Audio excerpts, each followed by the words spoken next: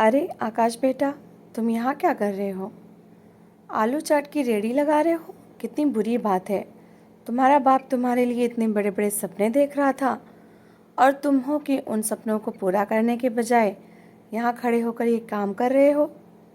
चाचा ने अपने स्वर में बनावटी अफसोस संजो कर कहा था, जबकि उनके चेहरे पर साफ तौर पर मजाक उड़ाने के लक्षण दिखाई दे रहे थे। उनकी आंखों में हल्की सी चमक थी, जैसे उन्हें किसी की बेबसी देखकर खुशी हो रही हो। आकाश ने उनकी बात को सुना, मगर वो खामोश रहा। उसने सिर झुका लिया।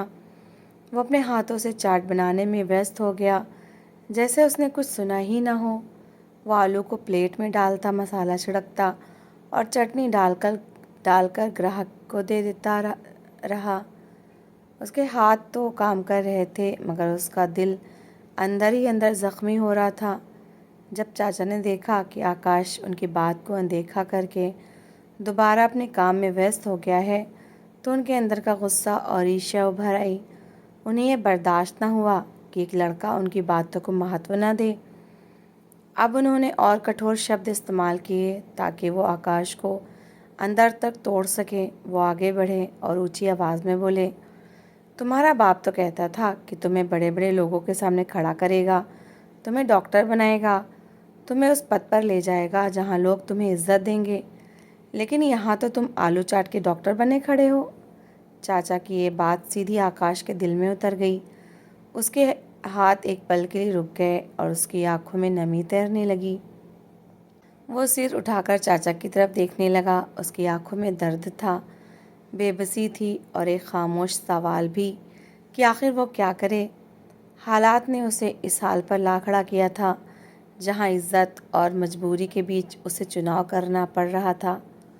वहाँ खड़े कुछ लोग जो पहले खामोशी से तमाशा देख रहे थे, अब वो भी हंसने लगे और एक दूसरे से कानाफूसी करने लगे। देखो, सोमनाथ का बेटा यही है ना जो कहता था कि मैं बड़ा आदमी बनूंगा। कोई बोला, सोमनाथ तो सिर्फ बातें करना जानता था, हर किसी के सामने जाकर कहानी सुनाता था कि मेरा बेटा डॉक्टर बनेगा, मगर देख लो सच्चाई क्या है।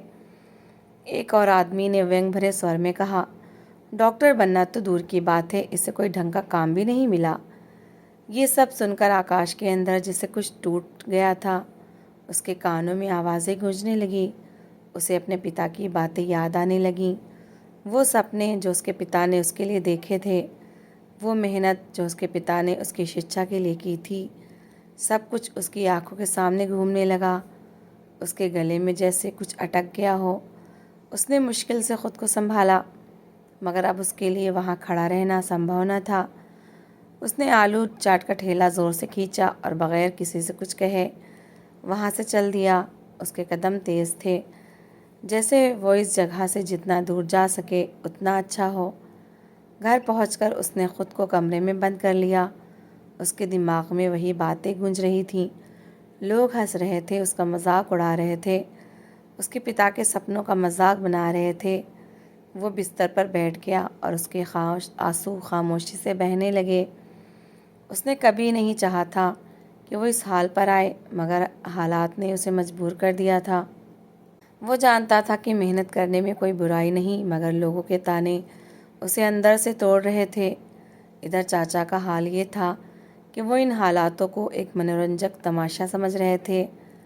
अगले दिन वो दोबारा उसी जगह पहुँचे ताकि फिर से आकाश का मजाक उड़ा सकें, मगर आज वहाँ आकाश मौजूद न था, न रेड़ी थी, न वो लड़का जो कल तक वहाँ खड़ा था। चाचा ने इधर उधर नज़र दौड़ाई, मगर उन्हें कुछ नज़र न आया। उनके चेहरे पर मायूसी छा गई, जैसे उनसे कोई तफरी छीन गई हो। वो कुछ देर वहाँ खड़े रहे, फिर कंधे उचकाकर वापस चले गए। 2-3 दिन इसी तरह गुजर गए। चाचा रोज़ वहाँ जाते, मगर आकाश का कोई नामो निशान न मिलता। अब वो हर किसी से यही कहते कि लगता है लड़के को अपनी औकात का एहसास हो गया है, मेरी बातों को दिल पर लगा लिया है और अब कहीं मुंह छुपाए बैठा है। उनकी बातों पर लोग हंसते और सोमनाथ और उसके बेटे का और मजाक उड़ाते। कोई कहता, देखा आखिरकार सच्चाई सामने आ ही गई। कोई कहता, सपने देखना आसान होता है, मगर उन्हें पूरा करना हर किसी के बस की बात नहीं। ये सब बातें पूरे एरिया में फैल चुकी थीं और हर गली के नुक्कड़ पर यही चर्चा थी कि सोमनाथ का बेटा नाकाम हो गया है और अब कहीं छुप गया है। वाराणसी का मशहूर इलाका सिगरा, जो अपनी रौनकों और अमीरों के आवाज़ के लिए जाना जाता था, वहाँ भी यही बातें हो रही थीं। बड़े बड़े घरों के बाहर लोग खड़े चाय पीते हुए इसी टॉपिक पर बात करते दिखाई देते थे। इसी इलाके में सोमनाथ का भाई भी रहता था, जो बहुत अमीर था। उसके पास हर सुख सुविधा मौजूद थी। वो महंगी गाड़ियों में घूमता, ब्रांडेड कपड़े पहनता और बड़े बड़े लोगों में उठता बैठता था। उसका रहन सहन ऐसा था कि हर देखने वाला प्रभावित हो जाता। मगर उसकी दौलत का असल राज किसी को मालूम न था। हालांकि वो कोई ख़ास काम नहीं करता था, मगर उसके पास पैसा ही पैसा था। उसने सिगरा जैसे महंगे एरिया में अपना घर ख़रीदा था, जहाँ एक गज ज़मीन ख़रीदना भी आम आदमी के लिए सपना होता है। मोहल्ले में उसकी शान व शौकत का चर्चा था। वो जहाँ जाता लोग उसकी इज्जत करते। मगर इसके विपरीत सोमनाथ का घर सादगी और कठिनाइयों की तस्वीर था। एक तरफ दौलत की चमक थी और दूसरी तरफ गरीबी की धुंध। आकाश इसी विरोधाभास के बीच पिसा हुआ था। वो ना तो अपने पिता के सपने भूल सकता था और ना ही हालात की तंगी से इनकार कर सकता था। चाचा अक्सर अपनी दौलत का जिक्र गर्व से करते और सोमनाथ को नीचा दिखाने का कोई मौका हाथ से न जाने देते। वो लोगों के सामने बढ़ चढ़कर बातें करते और अपनी कामयाबियों को बयान करके ख़ुद को बड़ा साबित करने की कोशिश करते। उनके लिए आकाश एक आसान लक्ष्य था, जिस पर वो अपने तंज के तीर चलाते और मन ही मन खुश होते। इधर आकाश की खामोशी सबके लिए एक रहस्य बन चुकी थी। कोई नहीं जानता था कि वो कहाँ गया है और क्या कर रहा है, मगर हर कोई अपनी अपनी कहानी बना रहा था।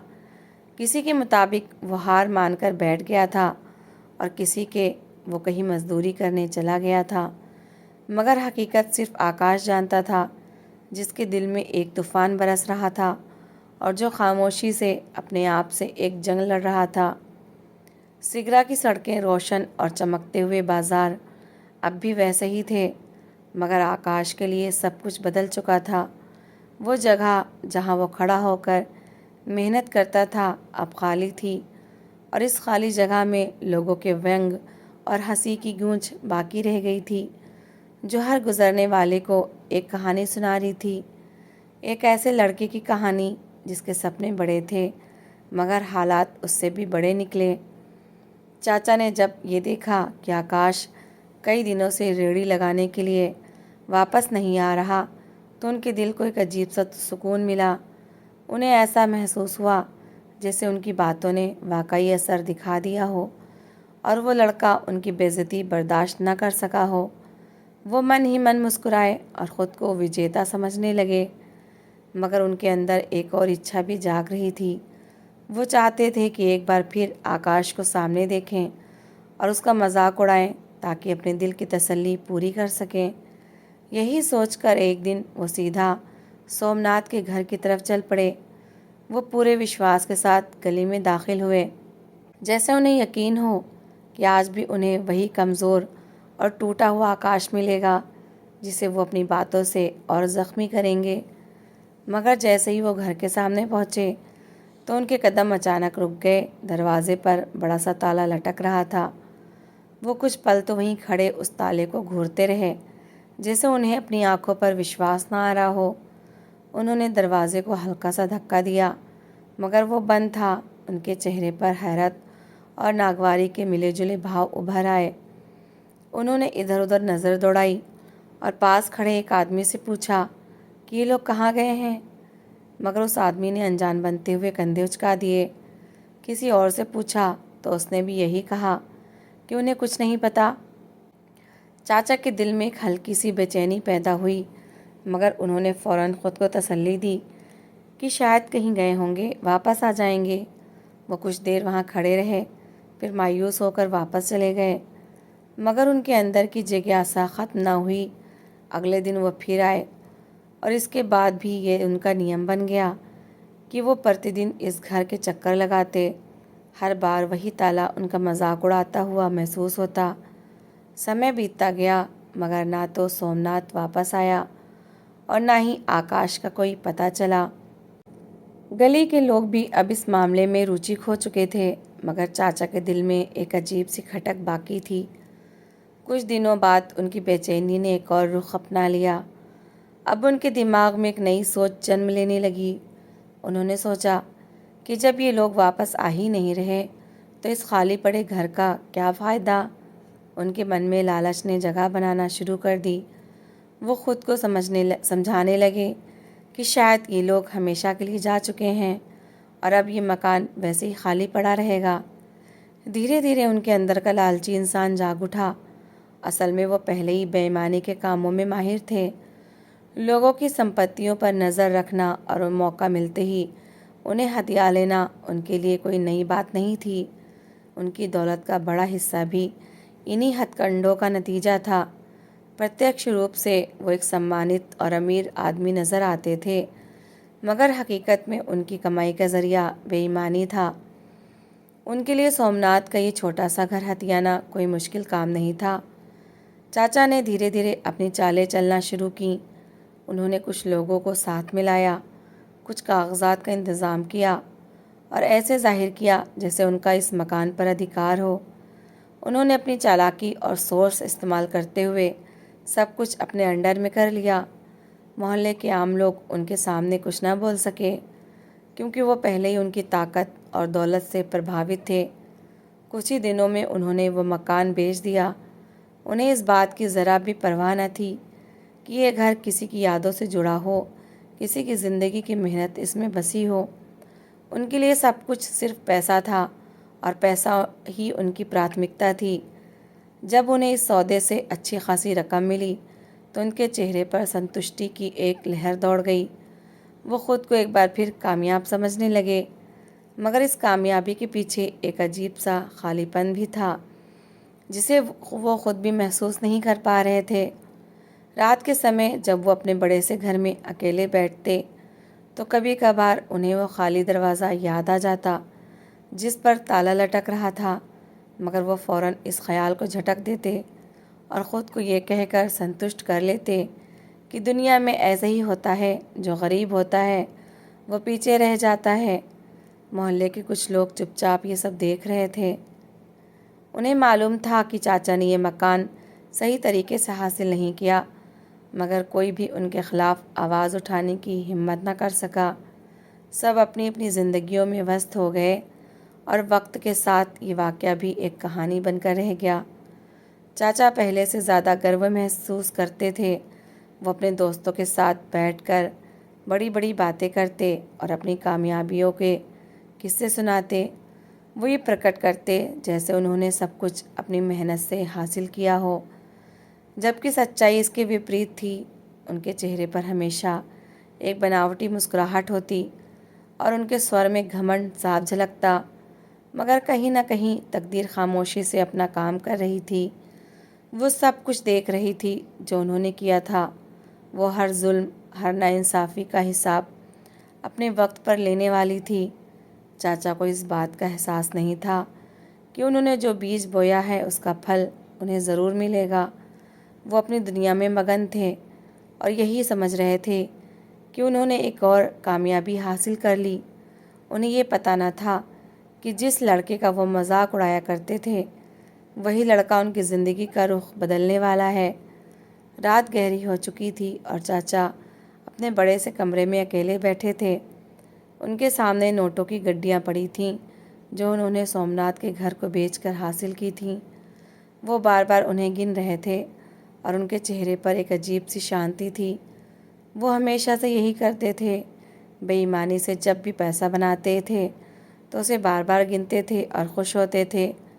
अपनी अंतरात्मा की आवाज़ को वो नोटों की चमक दमक में दबा दिया करते थे, मगर इसी शांति के पीछे एक अनजाना डर भी छुपा हुआ था जिसे वो खुद भी समझ नहीं पा रहे थे।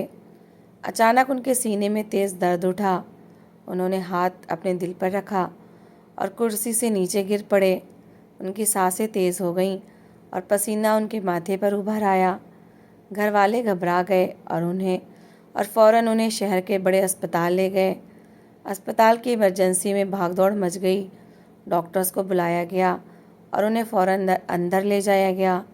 चाचा हल्की बेहोशी की हालत में थे, मगर उनकी आंखें बार बार खुल रही थीं, जैसे वो किसी अनजाने डर में गिरफ्तार हों। जब उन्हें स्ट्रेचर पर डालकर अंदर ले जाया जा रहा था तो उनकी नज़र सामने खड़े एक डॉक्टर पर पड़ी। सफ़ेद कोट पहने वो डॉक्टर पूरी गंभीरता से उनकी तरफ बढ़ रहा था। चाचा की आंखें अचानक फैल गईं, उनके चेहरे का रंग पीला पड़ गया। वो ज़ोर से चीखे और स्ट्रेचर से उठने की कोशिश करने लगे। वो बार बार एक ही बात दोहरा रहे थे, नहीं नहीं, ये नहीं हो सकता। वो स्ट्रेचर से ख़ुद को छुड़ाकर बाहर की तरफ भागने लगे। सब लोग हैरान रह गए कि आखिर इन्हें क्या हुआ है, क्योंकि वो डॉक्टर कोई और नहीं बल्कि आकाश था। वही आकाश जिसका वो कभी मजाक उड़ाया करते थे, वही लड़का जिसे उन्होंने आलू चाट का डॉक्टर कहा था। आज वो एक असली डॉक्टर बनकर उनके सामने खड़ा था।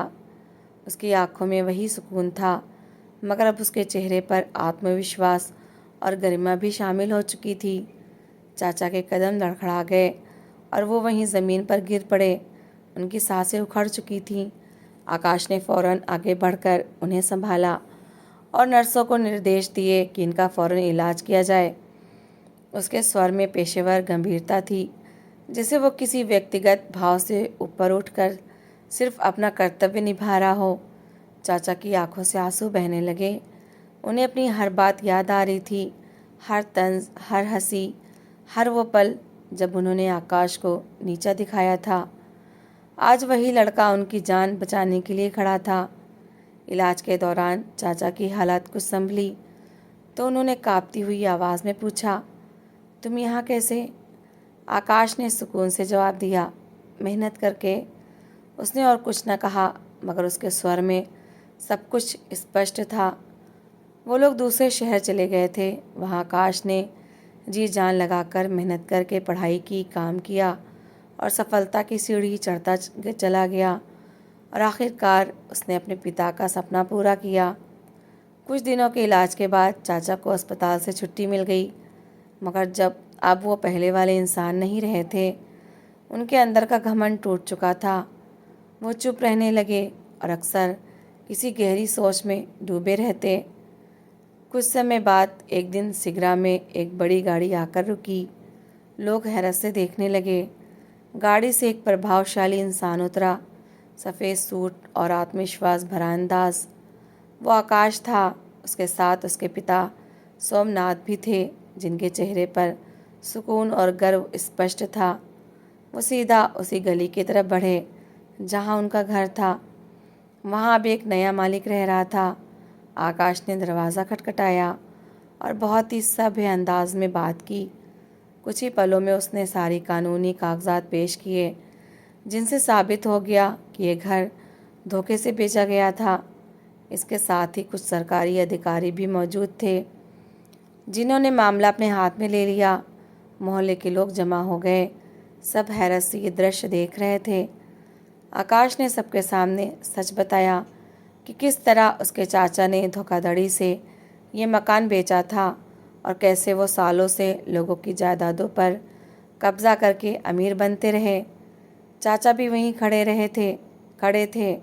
उनका सिर झुका हुआ था और वो किसी की नज़रों में देखने के काबिल ना रहे। आज पहली बार उनकी सच्चाई सबके सामने आ चुकी थी। वो इंसान जो ख़ुद को बड़ा समझता था, आज सबकी नज़रों में गिर चुका था। कानूनी कार्रवाई के बाद वो घर वापस सोमनाथ और आकाश को मिल गया। सोमनाथ की आंखों में आंसू आ गए। वो अपने बेटे को देख रहे थे, जिसने न सिर्फ उनका सपना पूरा किया, बल्कि अपने बाप की इज्जत भी वापस ले आया। आकाश ने एक पल के लिए चाचा की तरफ देखा। उसकी नज़र में न घमंड था, न बदला, बल्कि एक खामोश सबक था। उसने धीरे से कहा, मेहनत का रास्ता कठिन होता है, मगर अंजाम हमेशा इज्जत वाला होता है और दूसरों का अधिकार मारने वाला कभी सुकून नहीं पा सकता। चाचा के पास कहने को कुछ न था। उनकी आंखों से आंसू बह रहे थे। वो अपने किए पर पछता रहे थे, मगर अब समय गुजर चुका था। सिगरा की वही गली जो कभी आकाश के लिए अपमान का स्थान बनी थी, आज उसकी कामयाबी की गवाह बन गई। लोग जो कभी उस पर हंसते थे, आज उसी के लिए प्रार्थनाएं कर रहे थे। और इस तरह एक आलू चाट की रेहड़ी लगाने वाला लड़का अपनी मेहनत और हौसले से वाकई डॉक्टर बन गया। उसने ये साबित कर दिया कि हालात चाहे जैसे भी हों, अगर इंसान हिम्मत ना हारे तो वो अपने सपनों को हकीकत में बदल सकता है। तो दोस्तों, इस कहानी को लेकर आपकी क्या राय है, कमेंट बॉक्स में ज़रूर बताएं। और अगर आपको हमारी आज की कहानी अच्छी लगी हो तो प्लीज़ इसे लाइक ज़रूर करें। अगर आपने अभी तक हमारे चैनल को सब्सक्राइब नहीं किया तो ज़रूर कर लीजिए। तो मिलते हैं ऐसी ही एक और मोटिवेशनल कहानी के साथ। Thanks for watching.